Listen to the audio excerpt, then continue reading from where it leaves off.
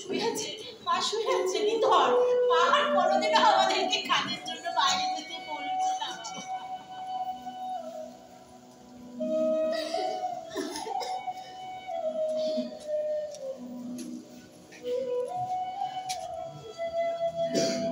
কি হলো? কি হলো? বসে আছেন কেন? বললাম, বারবার করে বললাম 200 টাকা মানে। চুপ করুন।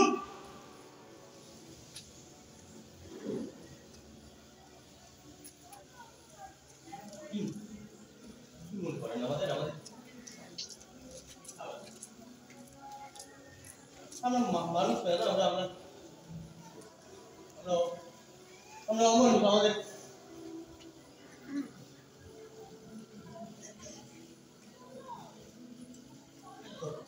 ধনীবাবু, আপনি কিরকম মানুষ? এই সিরাজ বলটু দেখ, এই লোকটা কি, আমি বুঝতে পারছি লোকটা কি। লোকটার বউ মারা গেছে, মেয়েটা পাতালের রাস্তায়, তো লোকটা চুপ কোনো রিয়াকশন নেই। ভাবছিলাম কিভাবে রিয়াক্ট করব। বাঁচাই যেখানে খোলাতে ধানি এখানে আয়।